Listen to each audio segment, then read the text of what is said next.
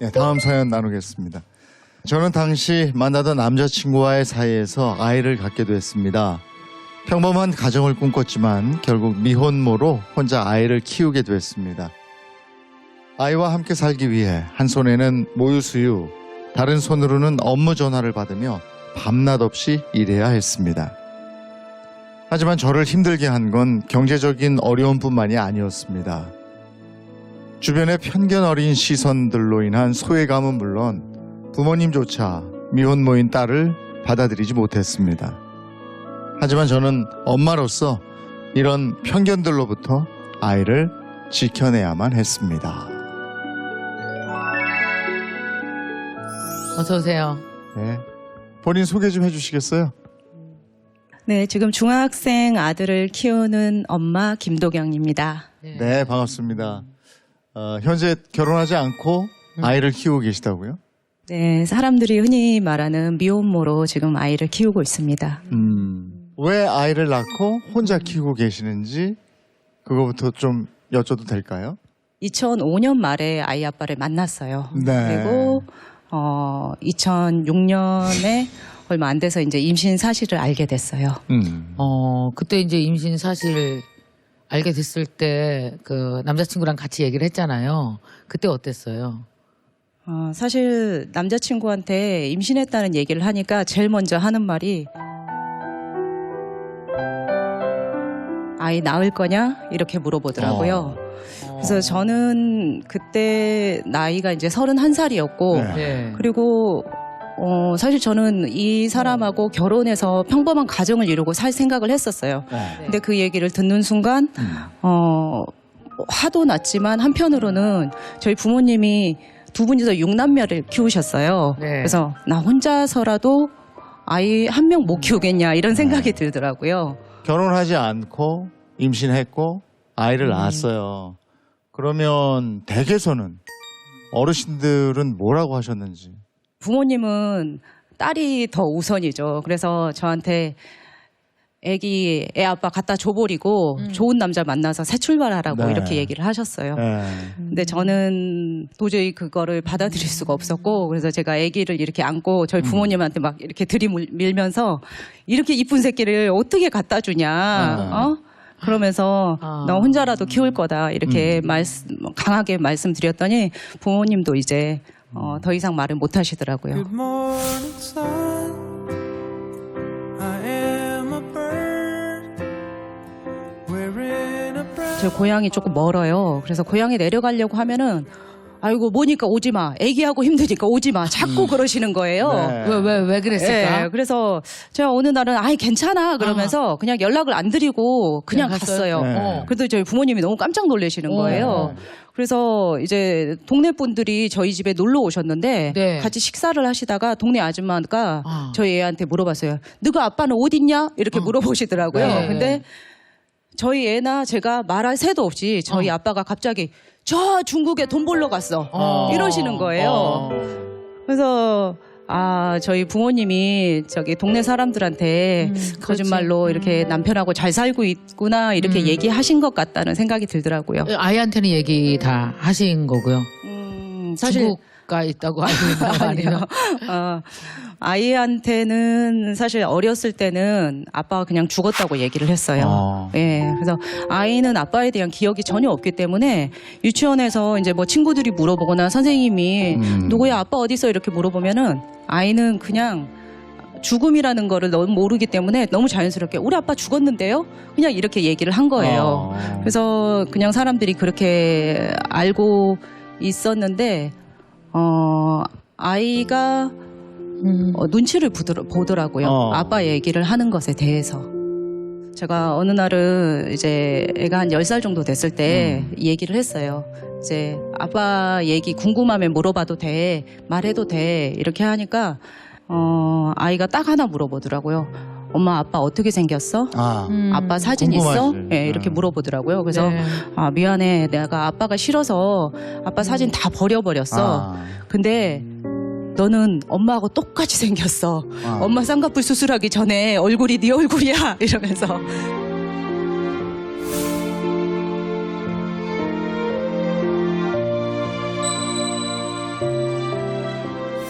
어떠세요? 아무리 커리어가 있어도 또 편견이 있지 않았어요? 나가서? 네, 사실 아이가 초등학교에 들어갔을 때 엄마들 모임을 처음을 갔어요. 근데 엄마들 모임에서 엄마들이 이렇게 빙 둘러서 얘기를 하고 있는데 저쪽에서 막 귓속말로 무슨 얘기를 해서 저는 제 얘기 하는지도 모르고 무슨 얘기야? 하면서 이렇게 물어봤는데 네. 바로 옆에 있는 엄마가 뭐래요? 자기 미혼모라면서 이렇게 물어보더라고요. 그래서 그래 나 혼자 아이 키우는데 근데 그 이후부터 분위기가 틀려졌어요. 엄마들하고 것들과 친했다가 모임을 단톡방을 만들어서 모임을 하는데 분명히 단톡방에 아무 공지가 안 올라와 있는데 동네 공원에 나갔더니 어느 날 그 반 친구하고 엄마들이 다 놀고 있는데 저만 초대를 안 했더라고요. 어머나. 네, 그래서 단톡방을 따로 만든 거를 알게 됐어요. 그럼 아이도 약간 왕따처럼 됐어요? 그럼? 네, 어느 날 애가 또 학교 다녀오더니 그러더라고요. 엄마, 누구 엄마가 나랑 누구랑 같이 놀지 말라고 했대. 어머. 이 얘기를 하더라고요. 그래서 근데 다행히도 애가 굉장히 까불까불하고 또 밝아요. 그래서 친구들이 애하고 진짜 안 노는 일은 없었지만은 굉장히 좀 속이 상하더라고요. 애한테 그랬어요. 태호야, 네가 왕따 당하는 게 아니고 우리가 걔네들 다 왕따 시켜버리면 돼 이러면서 그냥 좀 우리끼리 재밌게 놀자 이렇게 하면서 좀 아이를 달랬었어요. 너무 힘들 땐 내가 그 순간에 마음 독하게 먹고 정말 애를 안 낳을 걸. 이런 생각이 든 적은 없습니까? 살면서? 애를 낳은 거는 한 번도 후회해 본 적이 없기 때문에 그건 없었고요. 아이 아빠에 대한 원망이 그때는 굉장히 있었죠. 근데 그것도 사실 제 원망을 계속 마음에 품고 살면은 제가 너무 힘들더라고요. 그래서 뭐 처음에 한 몇 년은 자다가 그 이불킥도 하면서 일어났어요. 막 내가 왜 이렇게 살아야 돼 이러면서 막 이불을 걷어차고 일어난 적도 있었는데 그러면 그럴수록 제가 더 힘들어지더라고요. 그래서 그냥 제가 해야 될 일에만 집중을 하자고 하고 미운 거는 잠시 접어두기로 했어요. 지금 쭉 얘기 들어봐도 참 힘든 순간순간들이 있는데 그럴 때 가서 안식을 찾았던 공간이나 뭐 이런 게 있어요? 그때 그러면 나하고 비슷한 처지의 엄마들을 좀 만나서 얘기를 나눠보자 해서 이제 미혼모 단체를 찾게 됐는데 그때 거기서 가족들하고도 못했고 친구들한테도 못했던 그런 얘기를 막 하면서 울고 웃고 하면서 굉장히 많이 위로를 받았어요. 제가 이제 미혼 가정 아이들 상담을 해보면 제일 많이 하는 질문이 이모 우리 아빠 안 죽었죠 이거예요. 예. 많은 엄마들이 그런 차별들을 겪을까봐 아빠 죽었어. 처음부터 차단해서 우리 아빠 안 죽었죠. 이거랑 이제 두 번째는 이혼한 집 애들이 부러워요. 왜냐면 우리 사회가 이혼한 가정에는 오히려 괜찮아요. 그런데 미혼모 가정에 대한 편견과 차별이 너무 심해요. 그래서 왜 그렇게 물어보면 아이들이 뭐라 그러냐면 우리 엄마는 사생활이 문란하다고 어떤 엄마가 그랬다고 놀지 말라 그랬다고 이런 얘기도 하고 또 아직 의외로 학교에서의 차별도 있습니다. 우리 도경 씨는 김 씨라 진짜 운 좋은 거예요. 엄마가 목 씨나 송 씨, 하 씨 이렇게 엄마가 드문 성을 가진 아이들은 엄마랑 성이 같기 때문에 금방 드러나요. 거기서 겪는 왕따나 이런 게 너무 심해서 그래서 저는 우리가 이 방송 통해서 이 미혼 엄마들이 정말 생명을 지켜낸 정말 강한 모성애를 가진 분들이구나. 우리가 차별하지 말고 함께 좀 키워야겠다. 이런 마음들을 좀 가져주시면 정말 잘 클 수 있어요. 의사가 이제 이런 엄마한테 아이 키우는 엄마한테 이제 묻습니다. 비행기를 타고 가는데 엄마하고 아이가 응급 상황이 발생했는데 그럼 산소 마스크를 누가 먼저 써야 될까? 라고 하면 뭐라고 할까? 엄마들은 다 애한테 씌운다고 그러겠죠. 열이면 열 다 애를 먼저 씌운다 그래요. 근데 그 의사가 답변하는 답은 엄마가 먼저 써야 됩니다. 엄마가 먼저 쓰고 아이를 씌워야 됩니다. 그러네. 이제 이 이야기를 하기 위해서 이제 퀴즈를 낸 거거든요. 근데 이제 이렇게 아이를 잘 키우고 싶으면 결국은 아이를 위해서 우리 엄마들이 헌신하고 또 희생도 하고 그러잖아요. 근데 더 중요한 건 나부터 먼저 챙겨야 된다는 거죠.